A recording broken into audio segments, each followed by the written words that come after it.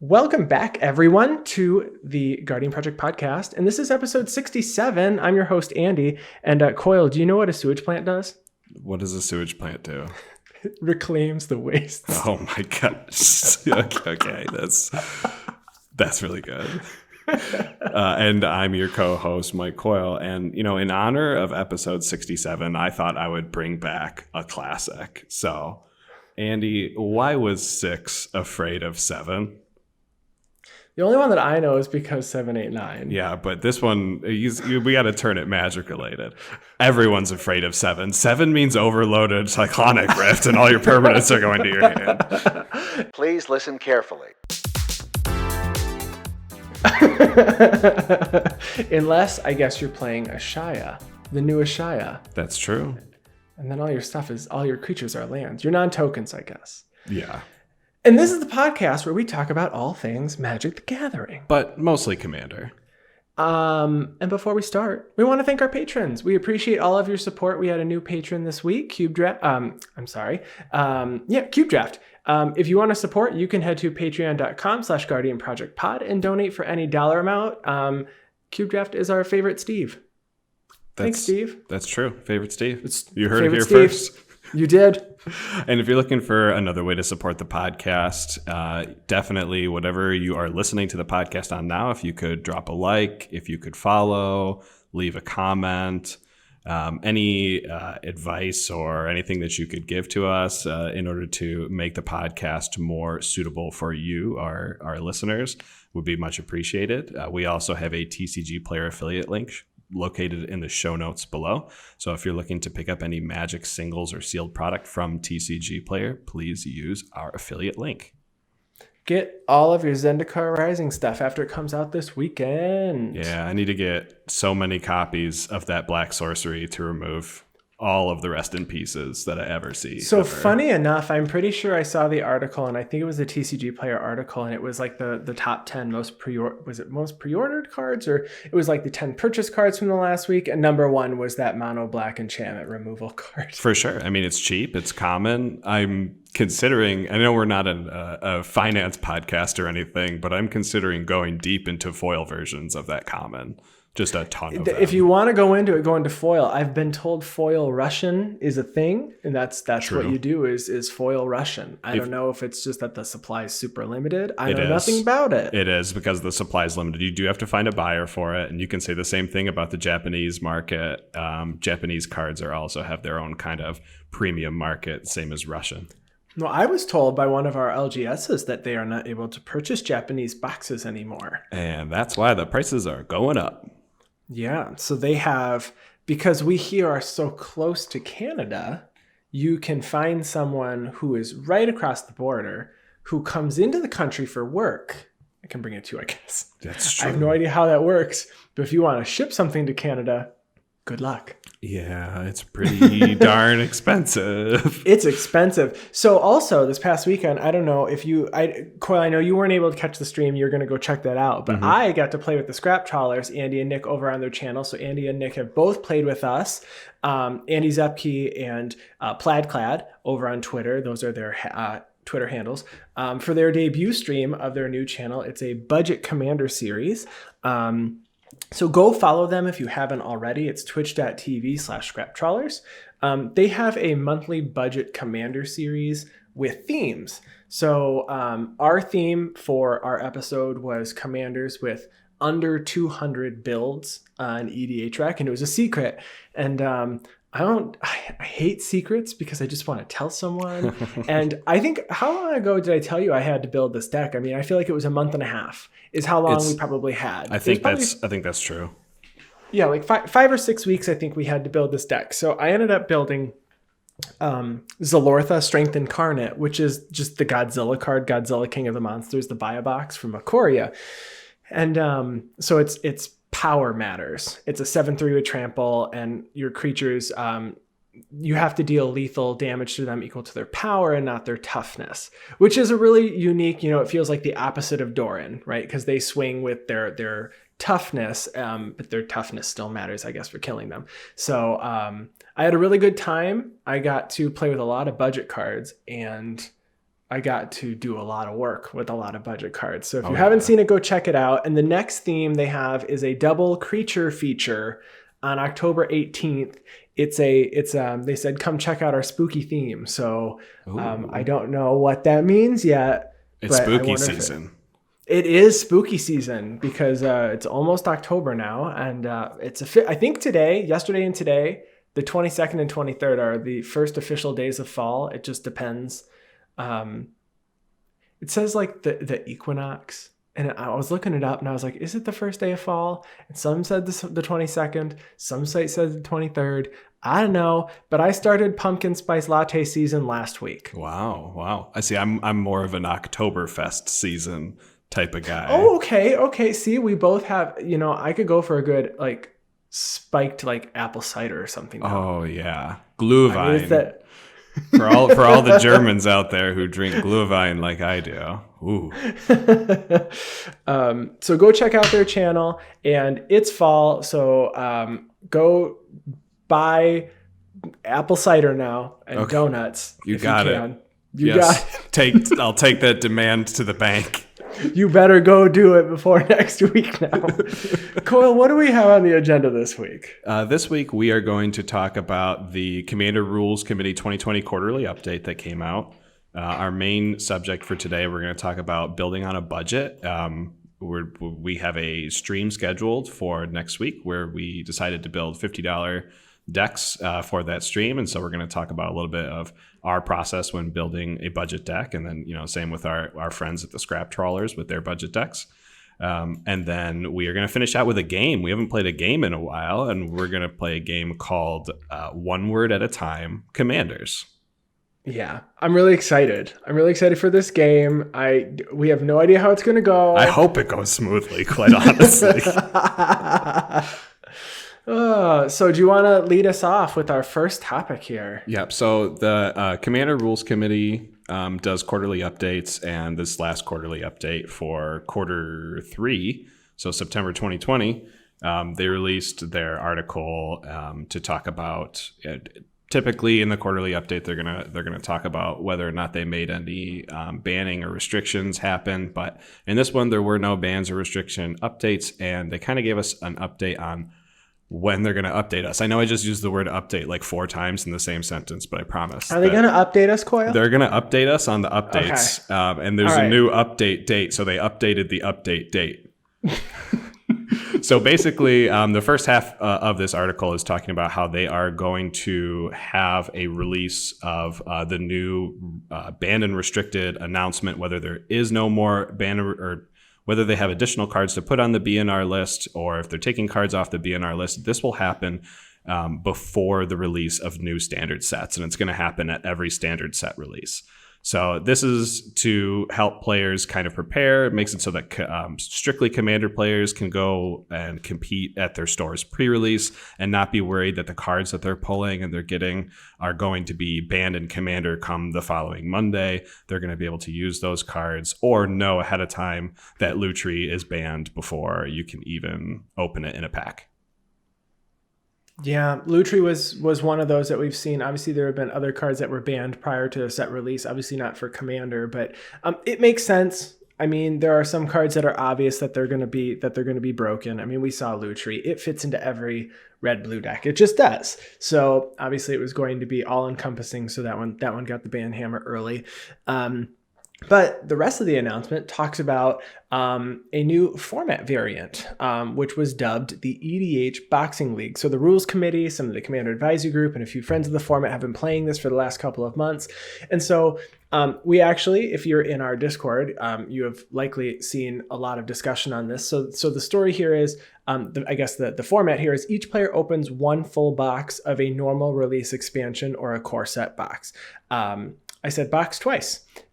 Players build their Commander deck from the cards in that pool. And then starting each subsequent week, each player can open 6 booster packs of one set and add any number of cards from that to their pool. And they can, insert those into their Commander deck. They can't select a set for which they've already opened boosters in the league. So if you opened, Core 2021 as your box, you can't select that again for 6 booster packs. You got to select a different set. And then the last rule here is all commander rules are in effect, including banned cards. So there's a full write-up. I've been watching some of the streams on it. It's really cool. And we have some folks in our Discord that want to do it. We were waiting a little bit longer. Obviously, some of our schedules were not aligning, but we'd like to do this. It seems really, really fun. So Coyle, my question here for you is, if you had to open a box from a normal release set, knowing that some sets obviously have a lot more legendaries than others, do you have a set in mind that you would pick to open as I'm going to get one of my commanders from this box? And it has to be a normal expansion, so it can't be a master set, not jumpstart, not double masters. It's like a regular set that would go into standard. Right. So I guess my question would be, are you allowed to at any point change who your commander is, or does it the first time you pick your commander, it has to remain there? It doesn't mention it in the rules. It just says you open that, and those are your core set cards, and you build your commander deck from your pool of cards. So I assume if you open a pool and you open perhaps 3 legendaries, you can use whatever you want in the pool. I don't know I don't actually know that. It's obviously a variant, but I would assume, let's assume you can, yes. Okay, so I'm thinking of this in the short term and thinking of this in the long term. So short term, I think it would make more sense to open a set like Kaladesh or Aether Revolt that have some really strong monocolor legendaries that you can build around, like Rishkar or Yaheni. But thinking in the long term, I think I would want to open up maybe either like an Alara block or something where I can get a 3-color commander, so that over time, opening 6 packs in brand new sets, I'll be able to build around the synergies, be a little bit more diverse in the amount of colors and what cards I can use. So maybe like a Dragon's Maze. I mean, it's super, super cheap set. So funny enough you said that. So when I had to pick it, I was like, all right, Andy, don't just pick a Ravnica set. But it also matters, right? Because some of the sets don't have very many legendaries. Mm-hmm. So if you look at, like you said, Kaladesh. Yeah. If you look on EDH, Kaladesh has 7 potential commanders. That's all you get. Mm-hmm. There's only 7 legendary creatures. And they're not all multicolor. But if you do look at a set like Dragon's Maze, you have 10. You have a legendary in each of the dual colored cards from Dragon's Maze. And I think that actually was almost going to be the set that I picked. Yes, cheap box, but I personally have already built a lot of Ravnica commanders specifically. So for me, I think I'd want to step out of my comfort zone a little here. And so I the one that drew me in, I think the most was I think it was Fate Reforged. Yeah. So Fate Reforged also has 10, and they have 1 legendary creature in each of the wedges, and then they have 1 dragon for they have 5 dragons in dual color cards. So that it seems pretty cool. And again, like you said, having a 3-color commander is pretty great.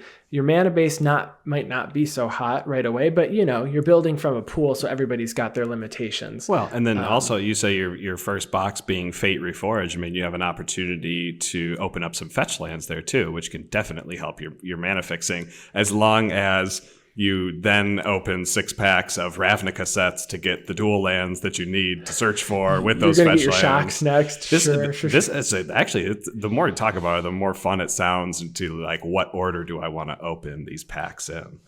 Right. You could start out with a set that has a ton of legendaries like Dominaria or even Ikoria, or Zendikar Rising has a ton of legendary creatures. Obviously, we know that the more sets come out, even the Play Design said that they're going to be designing obviously cards to also accommodate commander players. We've seen a lot more legendary creatures recently. Right. So for this, obviously, the newer the set you go, the more likely you are to open a legendary. I can't imagine you'd want to open a set that has 3. I think I was looking at the original Zendikar set, and I think that there's, if I looked correctly, there are 4 legendary creatures, and one of them is Iona, Shield of Emeria, which is banned. Nice. So you have 2 mono black in Obnixilis and Kalitas, and then Lorthos the Tidemaker. I don't think you want to open Zendikar. I don't know. Pick Zender. I might want Kalitas as my commander. So, but this is the original one. Never Tap mind. it to destroy target creature. I want Oath of the Gatewatch Kalitas. Yeah, so this is a really cool variant format. If you're playing, tell us about it. But it looks like we've got some folks that would like to start this later this year. So we might be starting it this fall, which, again, like we said, I think starts today or yesterday. So probably sometime in October, we'll circle back. So if you want to play, let us know. Tweet at us or send us a message. All right. So our main topic today is building on a budget. So you know what's so funny is I'm really surprised we haven't actually dedicated time or a segment to this topic yet. I think we talk a lot about commander cards, and then we just inherently say, but if you want to build on a budget, do it this way. Yeah, or I think here's some good cards that are affordable. I think we've done an episode on budget alternatives, but those are talking about very specific cards, and we never really went over our game plan when it comes to deck building. What we do if we were to build a budget deck. Like, how do we do it? We've never actually talked about that. So obviously, the first thing you do is you start with your budget. Yeah, I mean, well, you got to pick your commander and start with your budget and determine whether or not. I know we've done it both ways in some budget builds that we do, whether or not you include the commander cost in your budget. So obviously you're gonna price yourself right out if you say, oh yeah, commander included, and also I'm playing, I don't know, Kalitas is fresh in the mind and is like a $15 card or something like that. So let's say Kalitas, you won't be able to play him. It's too much of a budget or too much of a price for your budget. Right. So, a lot of the, like when I played with Scrap Trawlers, we said the commander's excluded from the budget. Just if you want to play a really cool budget deck, but the commander, like if you play a really old one, I think even budget Angus McKenzie.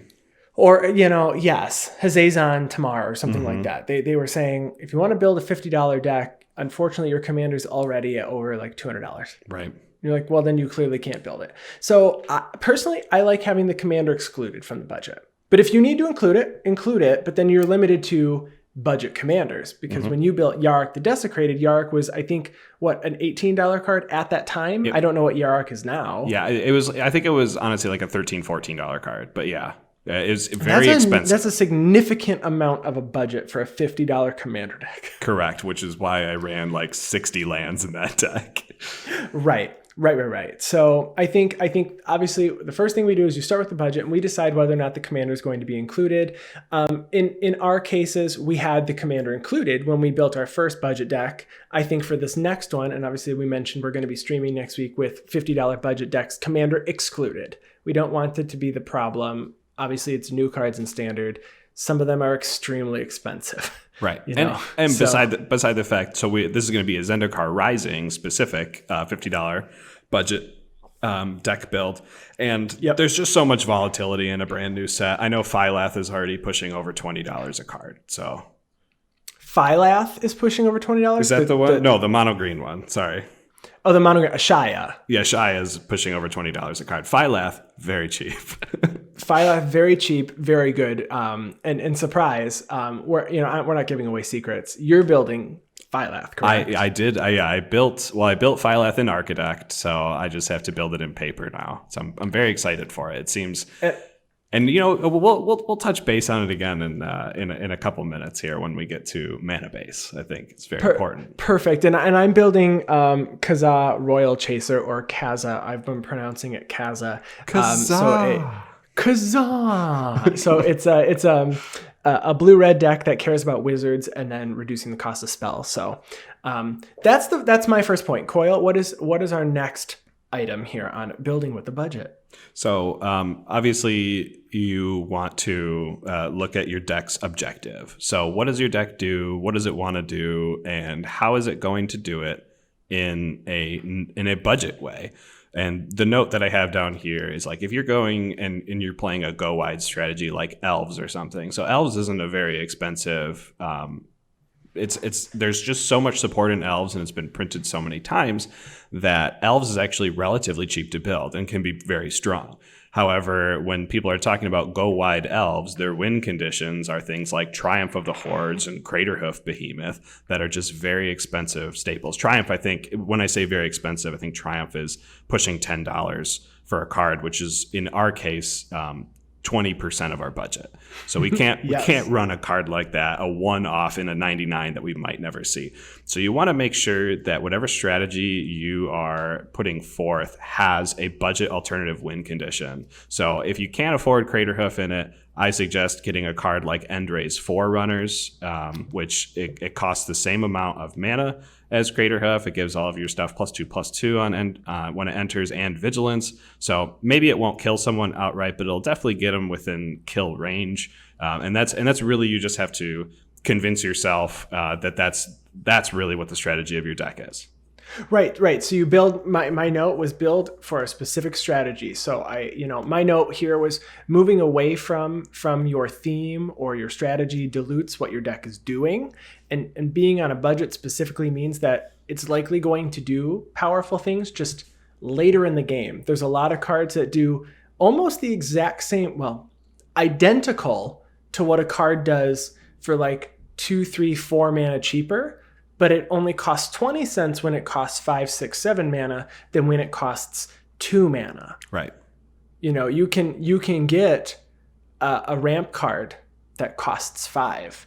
It was really great when you played it in limited or when you played it in draft. But in Commander, obviously there's better cards. So I would say building on a specific strategy and trying to stick to it, right? If you're playing a landfall deck, you want to play cards that care about lands, or lands that do things with creatures that potentially care about lands. If you're building with spells, build with, spells that are going to do more than just be a big spell, that are going to get you, maybe you cast a spell that's going to create a token for you.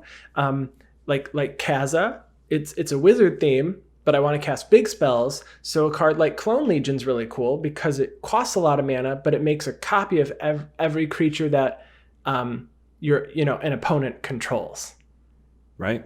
No, and that's really good for a Jahzzar deck, and affordable. Right. Because it costs 9 mana? I believe it's 9 mana. Yeah, and like you said, increasing the amount of mana or increasing how many different pips of mana are going to cost into it. I know there is a Golgari version of an Eternal Witness. Eternal Witness is a couple of dollars, and the Golgari version is 25 cents. Right. Costs 1 more mana. You have to use black instead of that double green, but ultimately it's the exact same effect. Right. So my next note is Scryfall is your friend. I know we talk about Scryfall a lot. It's a really easy way to search for cards. You can do a lot of querying in Scryfall. But if you didn't know, in their advanced search tab, you can actually search for cards that fall under a specific dollar amount. So you can go in and say, all right, I need to know all of that. Like when I think I was looking for the wizards, I went in and said, search for a wizard. And then I looked for blue and red. And then I said, I need these cards to be under $2. So that I knew I wasn't being presented with, it'd be really great to play with, Patron Wizard, or to play with, it's a 2 mana wizard that everyone hates. It reduces the CMC of instants and sorceries. Baral, Chief of Compliance. But it's $6. I think it's $6 and it's like $6.50. Right. And so I'd rather just not see it, because if I see it, I'll go, oh my gosh, that's so great. And then when I throw it all into Archidect, I go, oh, I'm at 150. I need to cut so many dollars out of this. So I personally I like to go with Scryfall and not take a previous build, but I know a lot of people that will take a budget build directly from EDH Rec, import it, and then they start making changes from there. Both ways work. For sure. Yeah, no, that's absolutely true. And I know I tend to have problems with getting those staples that are, I was telling Andy, he was surprised at how many lands that I had in my deck, because I am for sure a proponent of less lands means it's better. Coyle is always how many lands do you have? 34? Yeah, you can squeak by on 33. It's like, no, you cannot. Just cut one and mulligan until you have 4 in your starting hand. You're drawing gas for the rest of the game. It's fine. So... but yeah, no, you want to look at your budget alternatives, and if you find the card that you do want to use, like in my instance, in my Phyleth deck, I wanted to run a card like Court of Calling, which is a little bit more of an expensive card. But you can just take the verbiage from Court of Calling, search for it in Scryfall with your budget alternative, and find that there might be something that's doing close to. I don't think there's a really Convoke.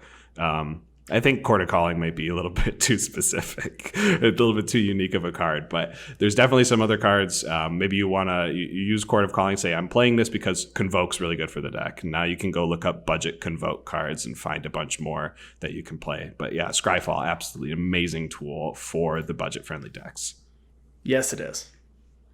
So the next thing that we definitely both look at really in completely different ways is our mana base we've been talking about here. So when you're building a regular commander deck, most of the time it's, okay, you have your commander plus 99 or your commander plus Soul Ring plus 98. And Soul Ring... A lot of people say it's Commander Soul Ring and 98, which, right. You know what? If you got it, use it. But Soul Ring is what? I think $350 for your cheapest version, but it's around $4. It's expensive for a budget deck. Yeah, if you're playing a $50 budget deck, chances are Soul Ring isn't actually worth it. You have to look at how much better is Soul Ring than a basic land. Is Soul Ring $4 better than a basic land? Probably not. So we also do not include the cost of our basic lands. That's true. Qualifier.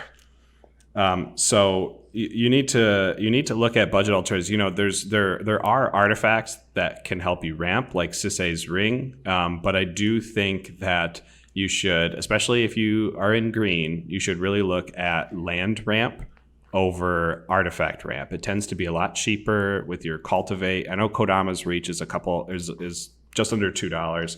So that one's actually kind of expensive, but Rampant Growth and Cultivate and all of your land ramp cards tend to be cheap because, you know, they're printed at common. They're not just commander exclusive cards. So if you're looking for cheap mana ramp, I do suggest land-based mana ramp. Do you want to know what my note is for lands?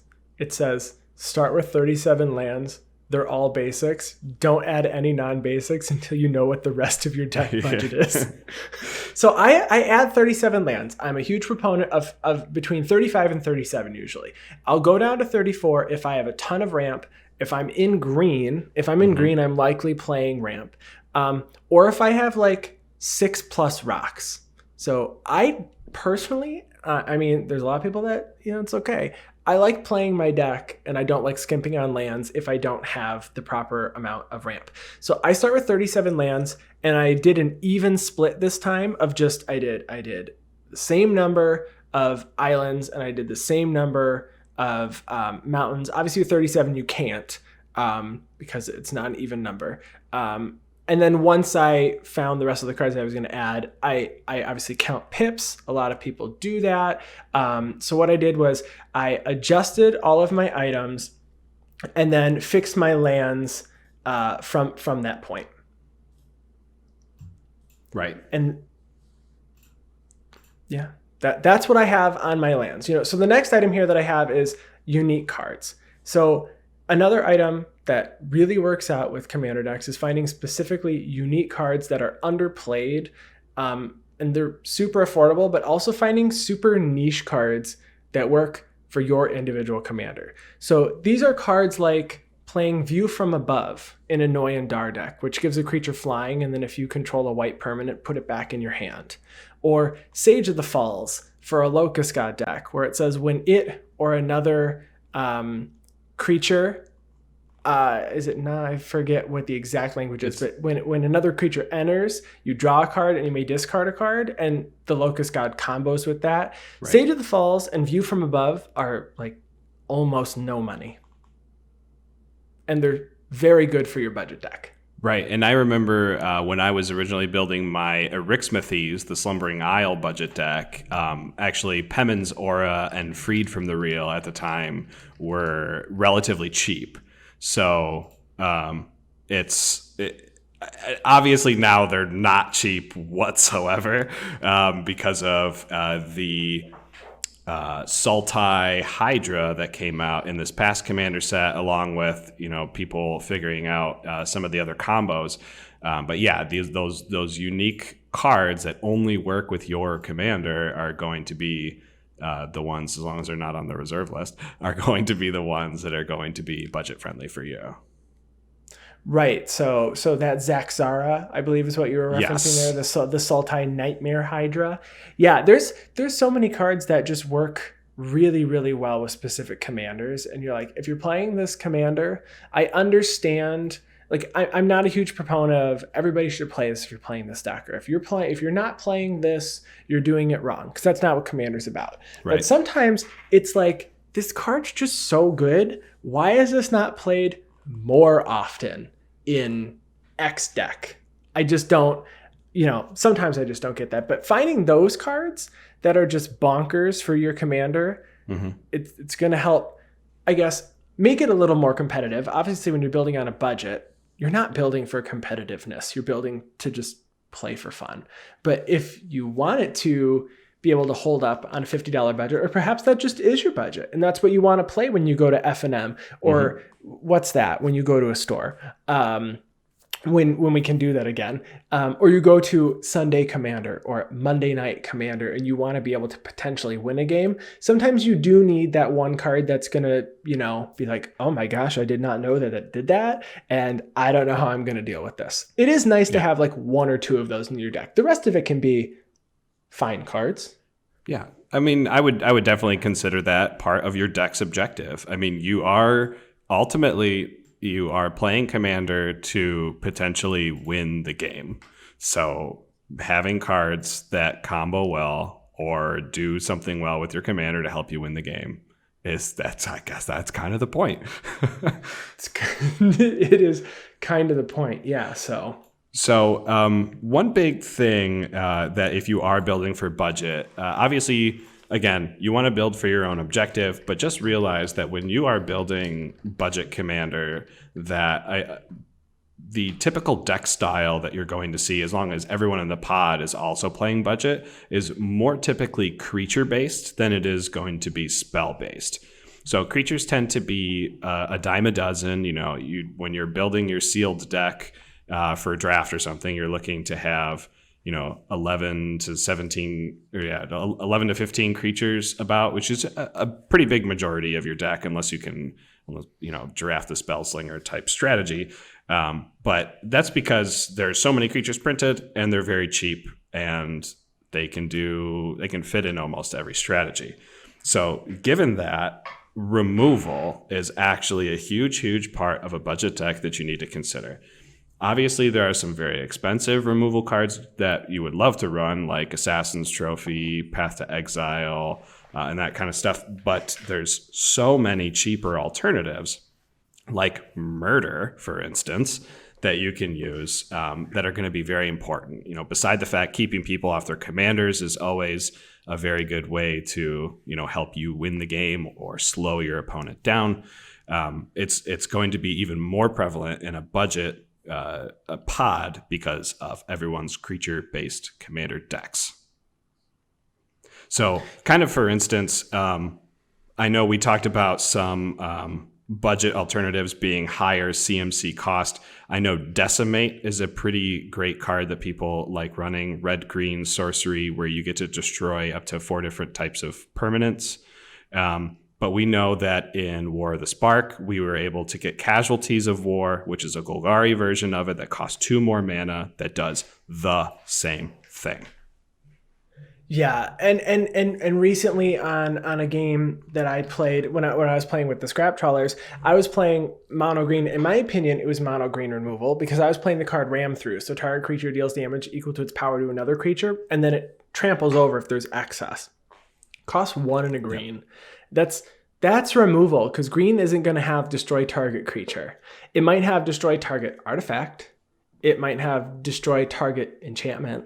Mm-hmm. And if your creature is an artifact or enchantment, then yes, you have creature removal. But sometimes just slamming a big thing into another thing is removal. And that sometimes is all that you need. I think a lot of people think of removal as destroy target creature. And I don't think that that's the definition of removal anymore. No, definitely not anymore. There's too many things that can limit your strategies in non-creature permanents that you need to be able to remove non-creature permanents.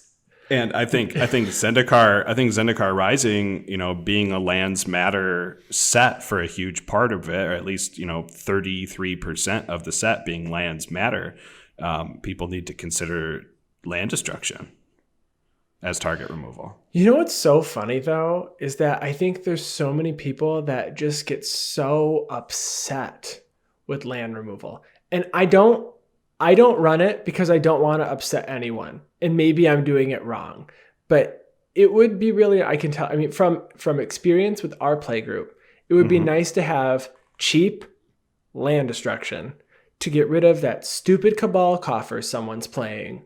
Or the Glacial Chasm. Or the Glacial Chasm. Or the Urborg that's not only enabling the person who's playing it, but enabling someone else who's, maybe missing some of their colors, and not doing it intentionally to say you can't play the game, but you can't have that much of an advantage. I just can't, I can't keep up if you have this crazy land or right. the Gaia's Cradle. One, because I'm jealous I don't have a Gaia's Cradle.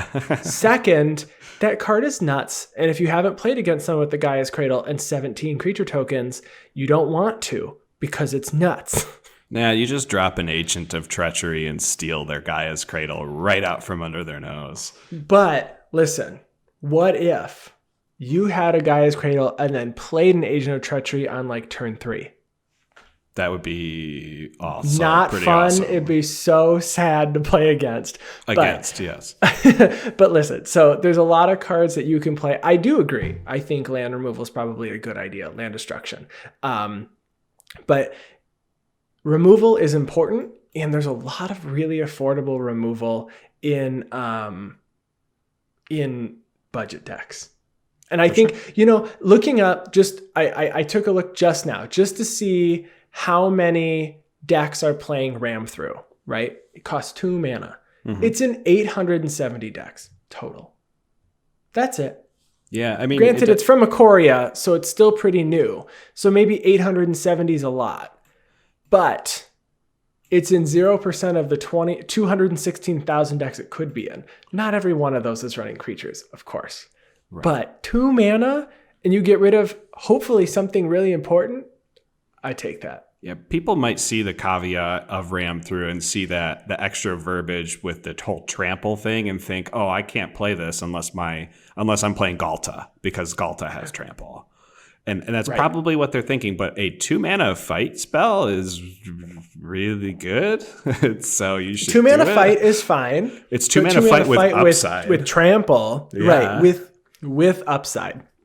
So I think this is a pretty good take on how we build with the budget, right? So taking into account, you usually have your categories, right? So you've got your lands. You probably want maybe 1, 2, or 3 draw spells. You need a couple of, maybe 1 mass removal at least, and you want a couple of targeted removal. I would say most decks that I see run about 25 creatures, and in a budget deck, that might increase. Right. And then depending on what you're playing, like I'm playing, like I said, a wizard deck. I think I've got 23 wizards, and then I loaded up on a lot of spells, some cheap, some super expensive, a bunch of draw spells because I like to draw cards, and I feel like I might run out of cards because if the plan goes accordingly, they will be cast for cheap. Right. And so if you fit that specific bill, and I believe that Tomer, but from MTG Goldfish has an article on here's how I start with the deck, right? I expect to fill X, Y, and Z slots. And if you start with a template, sometimes it just makes it less difficult to build a commander deck. Yeah, very true. Yeah, have the idea before you sit down to start building. Don't brainstorm as you go. It's fine to come up with new ideas as you go, but have an idea. And we love when you do. Yeah, but have an idea of what you're going to do before you sit down and start building that deck. Right. So if you have any notes on building on a budget that we didn't go over, or philosophies that you use when you build decks on a budget, send those to us. We want to hear what you do when you build a budget deck. Yeah, and definitely join us for our stream next week, Thursday at 8 p.m. Eastern Time to check out our Zendikar Rising budget decks and come make fun of me for playing Warped Landscape, Terramorphic Expanse, Naya Panorama, Myriad Landscape in my 49 land Phylath deck. I couldn't believe that. So I asked Coyle, he goes, I have 49 lands. I was like, that's half your deck. It's lands matter deck. Half your deck is lands. And he goes, and I've got a Court of Calling. I was like, how much does Court of Calling cost? He goes, oh, well, it's cheaper now because it was printed in Double Masters. So, okay, so it's not that bad, and especially if you have that many lands, but that's a lot of lands, so I'm excited to see it. I'm pretty sure that I have 37 lands, and it's a split between 16 and, I think it's 16 and 17, 17 and 18 of islands and mountains. I don't have a single non-basic. I've got 41 basics in this deck. Specifically, it helps me, and I didn't mention it when we were talking about budget mana base, but Phylath cares about basic lands. And so Phylath is an amazing, amazing example of a budget commander where actually doing the budget thing helps you. We even mentioned that when we talked about the Zendikar Rising commanders. If you're looking to build a budget deck, Phylath is fantastic. It feels to me, and I don't want to compare them because they're different, right? Because Omnath does one thing, Phylath does another. Phylath feels like the intersection between Omnath and Avenger of Zendikar. Correct. Yeah, absolutely true. I think it's going to be good. You'll have chump blockers for days, that's for sure. Just not in the air. I'm afraid of going up against. I do actually feel like my deck loses to flyers, and that's what I'm afraid of. So my 1/2 haste flyer is going to take you down with commander damage. 21 turns, baby. I don't even know. I definitely don't. I don't think I have a way to pump it. So 21 turns of you not using Kazaz's ability. Yeah. 21 turns of me not using it. You know what, though? All right, here's my other secret. I went really hard on the Untapped strategy. So I've got 7 spells that untap a creature, and then I think there's 3 creatures that are wizards. I think it's 3 that have pay 1 and tap it to untap another creature. So if you cast and hold priority, and you just cast instants in response, as they resolve, you tap Jahzzar, and then you can potentially reduce the cost of 1 spell by like 25. Wow. So then you cast like the Invoke the Firemind, which is the budget version of Blue Sun Zenith, because it costs, I think it's blue, red, and X instead of blue, blue, blue. Or you cast a ginormous Comet Storm and you kick it 3 times. Or you multi-kick it twice because it has 1 target plus 2. So I'm curious to see if it happens. And I think for that game, we're going to have Jahzzar, Phylath, Morag, and Aura. So we're going to have potentially extra combat, mono red, and then we're going to have black-white clerics in that game. So I'm excited to see what comes next week. So that's not tomorrow. It's the week after Zendikar Rising comes out. So we're not doing our stream ahead of the actual release date. Yeah, especially since I don't have a Phylath yet. Right, because you don't have your Zendikar Rising stuff yet. So that's correct. All right, so I think it's time for it's time for One Word at a Time Commander Edition. So if you haven't seen someone do One Word at a Time, it's an improv game. They do something like this on television. I've seen this live. Like, whose line is it anyway? If you've ever seen that show before, they would do one word story or something like that. One word story. So the point of this is we are going to tell a story about a commander. So it could be based on their artwork. It could be based on maybe lore if we know about that commander. Or just legendary creature. I guess it doesn't have to be the commander, right? And then we're going to tell it one word at a time. The caveat here is we're going to tell a story, but only one of us knows which creature we're talking about, and then the other creature or planeswalker. Creature, I guess, or planeswalker. And that might just be just to throw you off, me saying that. It could be, because you could have a commander as a planeswalker as commander. There's a couple of those. So we have no idea. This is improvised, and so we're gonna tell a story or talk about it. And one person is, after we're done, or we've sufficiently felt like the person whose commander it is sufficiently feels like they've got enough clues, the other person's gonna guess what commander we're talking about. Absolutely. So Coyle, do you want to go first with one of yours, or do you want me to go first? I'll go first with one of mine. Oh gosh. Okay. All right. Do you want me to start, or do you want to start? Either way. If it's your commander, you can start. Okay. This commander is going away from the plane. That's probably a bad word to use. Okay. Is from the fight. Every time anything appears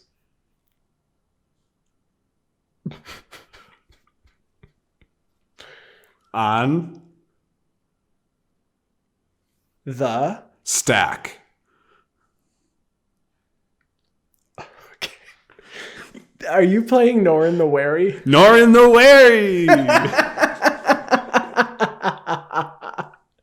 Oh, that was a good one. Okay, so I just said stack. Yeah, so for those of you who don't know Norrin the Wary, it's a mono-red human warrior. It says whenever a player plays a spell or a creature attacks, remove Norrin the Wary from the game. Return it to play under its owner's control at end of turn. Very nice, very nice. Okay, all right. I'll start with mine now. Okay, so this legendary character is ethereal and they do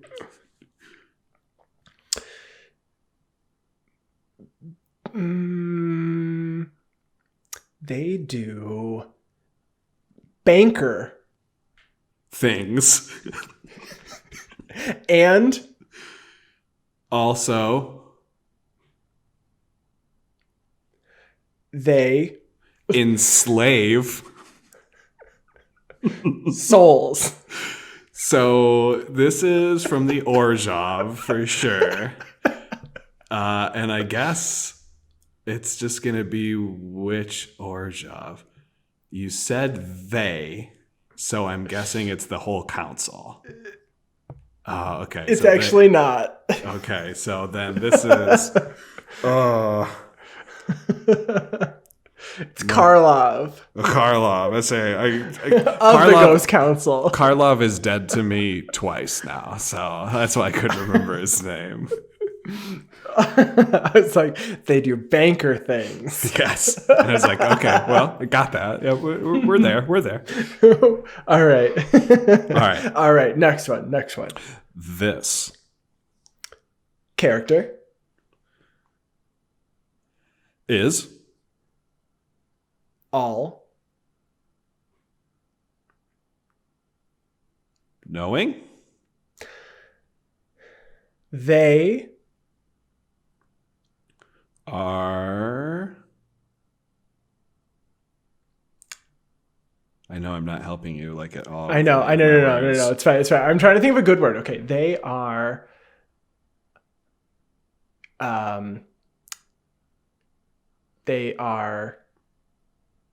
knowledgeable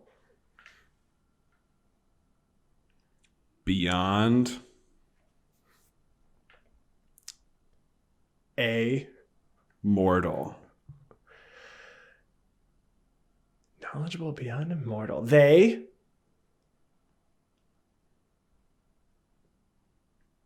rule over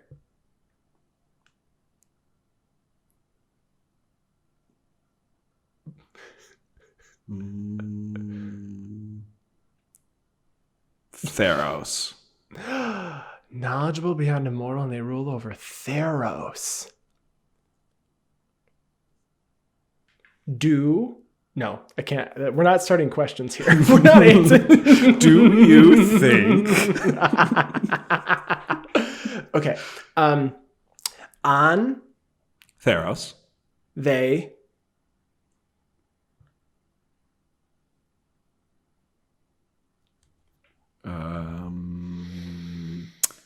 They cause problems. Yes.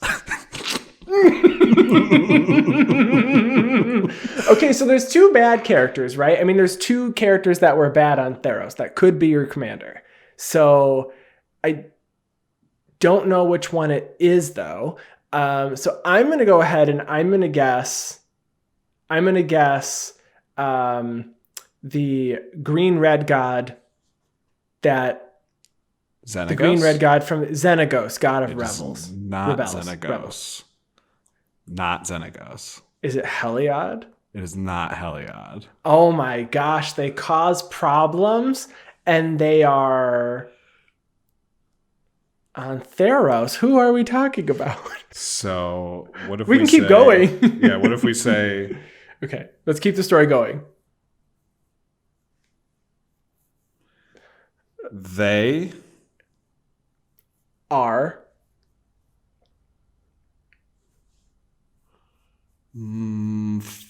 father to Ashiok. father to Ashiok.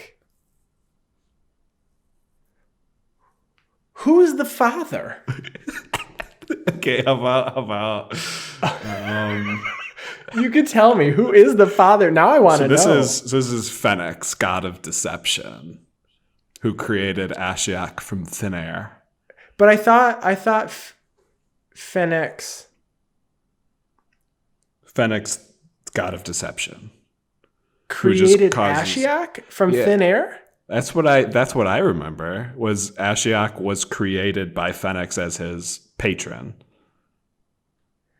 I thought Ashiok was from a different plane, and the story was that Ashiok, the further away they are from home, the more smoky their head becomes. Well, that also could be true. And I could just be misleading you throughout this entire game. If you know the story of Ashiok and Phoenix, tell us, because we have no freaking clue. Yeah, I didn't know that story. If that's true, interesting. I feel like that wasn't the story, but you know what? It's now canon on this podcast. That's right. Guardian Project Who is podcast the father? canon. It's Phoenix. Phoenix, father of Ashiok. Next printing of Phoenix.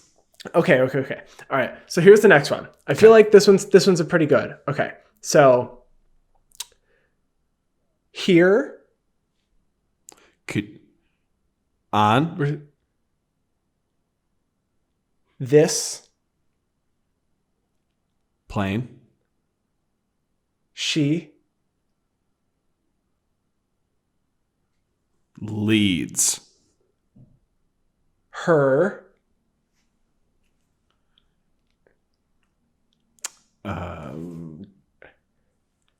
I know. I wish I had this clan. word. Okay. On A. ship. Okay. So this is Sisay. But which Sisay? Okay. It's not. This. Oh, it's not Sisay? Absolutely not. Oh, sorry. It's Joyra. It is Joyra. Okay, sorry about that. Sisay was the captain. You are Joyra's correct. the captain now. Joyra's the captain now. All right, do we want to do one more? Or we each do one more?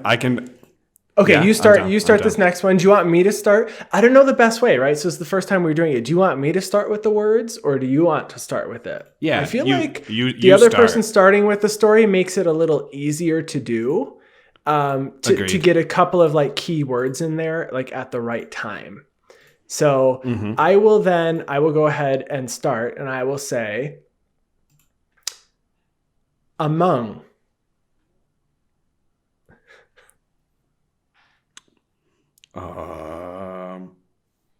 Royalty. This Human. cares About. power. Balance. And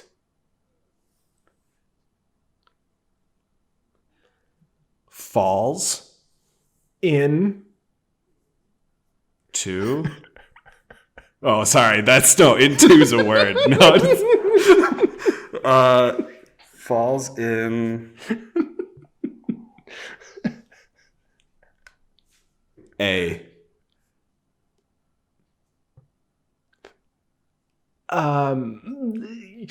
falls in falls in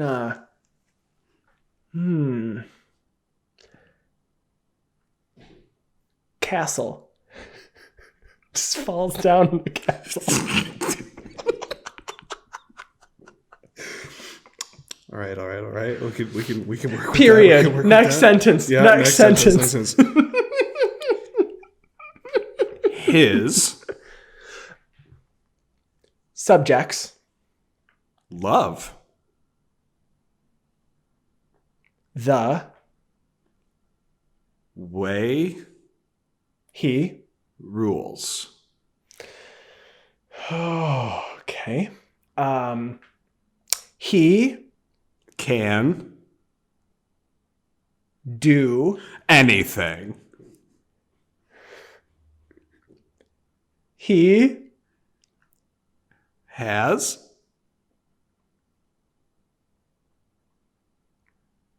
kids? Question mark. He has kids, 2. This is Kenrith, the Return King. This is Kenrith for sure. Okay. And he fell down in his castle once. Everybody laughed, but then they helped him back up. Yeah, It's I was trying to get to he fell like victim to a prank, like Rankle's prank when he got turned into a deer. Yeah. Oh dear. Oh dear. Oh dear. Okay. All right. So I have one more. I'll have you go ahead and get started. This Spellcaster. is Giving. people. Away.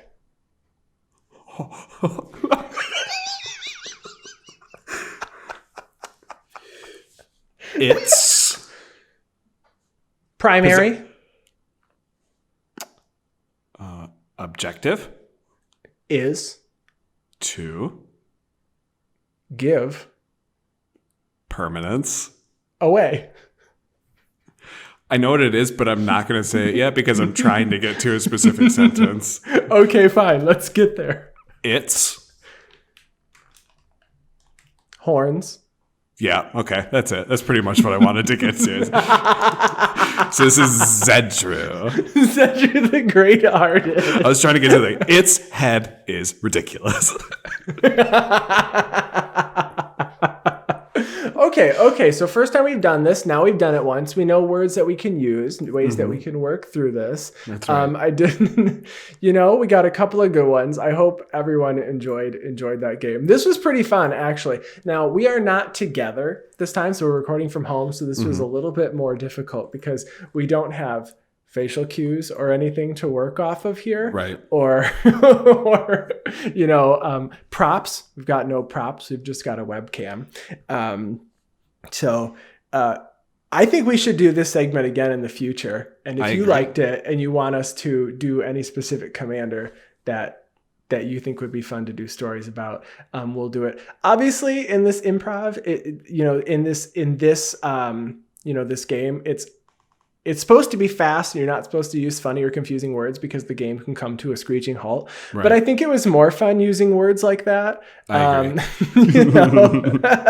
To set it up when, just the classic Kenrith falls down, in a castle. In their castle.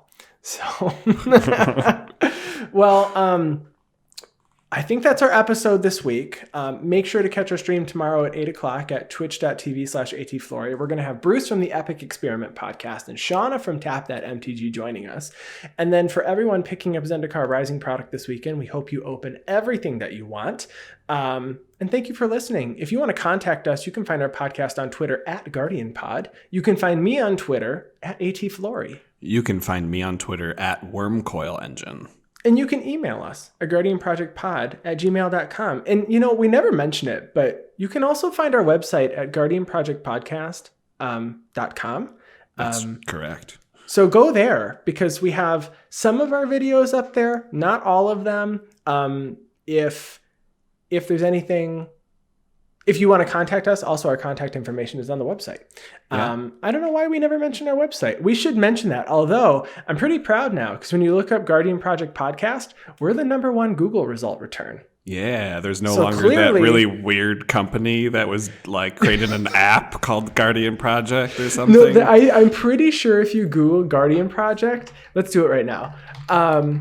If you look up just Guardian Project, I think they're #1. And it is just looking up Guardian Project, it says guardianproject.info. Oh no, it is not us. It's about smartphones. Mm-hmm. And then another thing about them, and then TCG Player. But if you look up Guardian Project Podcast, we are the #1 result. So guardianprojectpodcast.com. Me and Michael Patrick Coyle. And then it's the other one, On Guard, the Guardian Project podcast. And it's a behind-the-scenes look at their work to improve and empower people through improving the privacy and ... Click to find out more info. So we have surpassed that. We have surpassed them. And they I don't think are a still I don't actually company think anymore. Well, no, I mean they create a podcast and 1 month ago they posted it. Oh, really? 1 month ago. So, but I assume that people are looking for us a bit more than... We're definitely the best weekly Guardian Project podcast. We definitely are, but theirs is called On Guard. Ours is just On Guard. So I've never listened to them, but so we're results 1 and 3 and 4 and 5, we're pretty much up there on the Google results. So I feel like you guys are really helping us by checking out our website. It also told me that I have visited this page many times. Yeah. Stop giving them clicks, Andy. We got to stay #1. No, I visited my own page many times because when we make updates and changes, I check it out. So anyway, thank you all for joining us this week. We will be back next week with episode 68. So have a wonderful week, and we will talk to you all next week. See yas. Bye.